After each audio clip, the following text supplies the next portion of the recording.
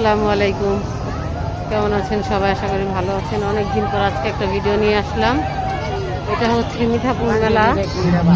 তো আপনাদের দেখাবো আজকে যে কোথায় কি বসছে। এই যে কেকের দোকান থেকে শুরু, মুদির দোকান,